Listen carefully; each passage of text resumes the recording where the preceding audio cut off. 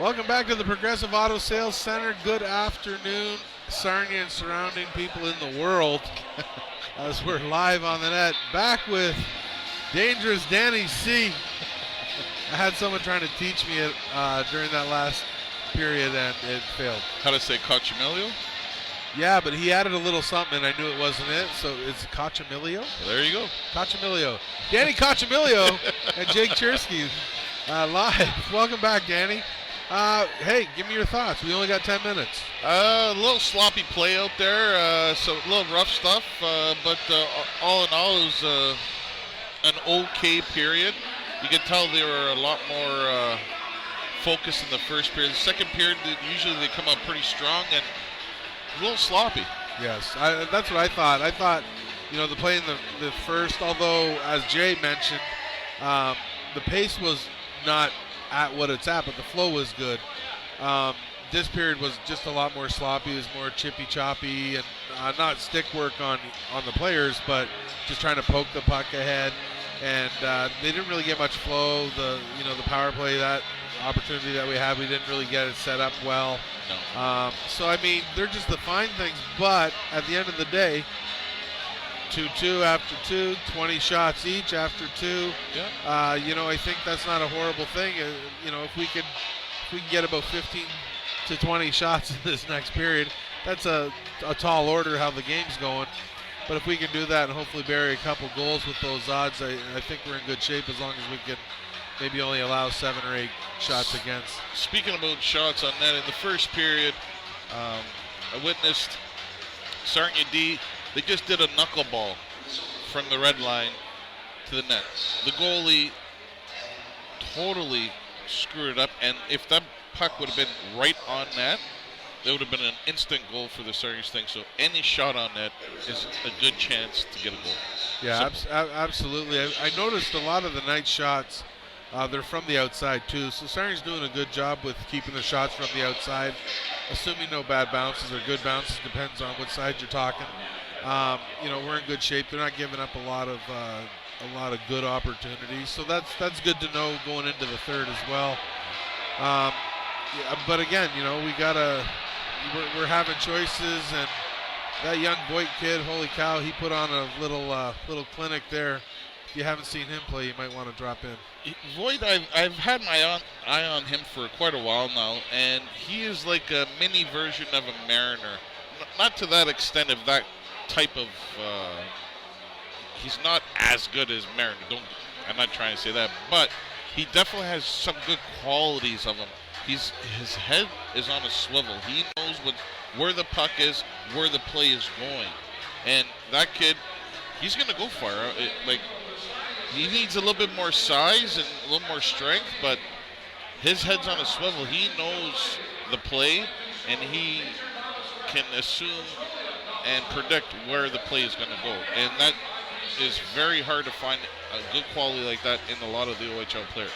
Yeah, I totally agree with that. Again, I was talking during that second period to a buddy over there while the game was going on. We were talking about him, how we think he resembles a lot of McGregor. When McGregor first came in, he was just really lean and thin. And then obviously when they get their first year of workout, regimen, here's what you got to do, son, if you want to stay in this level. Yeah. His talents and ability are there. He's just, he does get knocked off the puck a little bit, and vice versa. He can't knock off the puck as much. I mean, there's only so much you can do getting in the way to give up the puck. But when these other kids are 200 pounds and you're 155 or, whatever you are, and you're 5'8" compared to 6'2", there's only so much heart that'll let you, make that happen. So maybe I should bill at him and feed him some pasta and meatballs. See, there you go. As long as you keep him on the treadmill and working out. Just also wanted to mention while we're here, just saw that $8,025 is the 50-50 take for tonight. So welcome, London Knights fans. Thank you very much for your money. You got you gotta love them when they come into town, because the 50-50 is gonna be huge. You know what? It's nice to see though, but when you think about it, it's also a shame that every home game can't be filled like this and packed like this. The community coming together to support your local, your highest level of athletics, I would say, in the area, and it's it's kind of like it'd be nice to have this every game, I think. Well, it is a little pricey, for some families. Some families can afford, but they'd love to attend, and they got to put their money where they need it to be, right? Yeah, maybe we need to get a good marketing plan underway that we can offer up people. I don't know, some sort of seat so we can fill the barn again up here. It's all, or the Hive, I think they're calling it. Yeah, it's always good when it's a packed house like this. Like this, the vibe and the aura in here is amazing. Yeah, and you know what, as being a coach, in another sport, I know the players love it when there's fans, and when there's fans there, they bring up their caliber a little bit more. They care a little bit more. Not that they don't care, but it's just like they actually push a little more. Yeah. And they want to impress the hometown fans. So maybe this will kick off some big crowds in the near future. Yeah. Our plea for more fans at the PASA. Anyway, good try. So yeah, we got 5 minutes left. What can we look for in the third? What do we got to do to win this game, Danny? A little less sloppiness, a little more focus on the task at hand. Like these guys they were all over the place. It's like they were lost. They need to find their way. They need to get some more leadership on the ice, and more shots on. Well, the shots on net are okay, but it doesn't hurt to have more shots on net. Put it that way. Yeah, no, I agree with that too. I think also from a defensive standpoint, we have to obviously lessen the shots, basically opposites to what you were saying. Keep allowing, if the Knights are going to shoot on net, allow them to have, the outside shots on net, the little dump-ins type thing. And I think if we can get in the way of their flow for any transition game that they plan on getting by, I think that's going to be a huge asset to us as well. Yeah. Well, other than that, I think we did a good job, buddy. When do we get on the salary? You know what?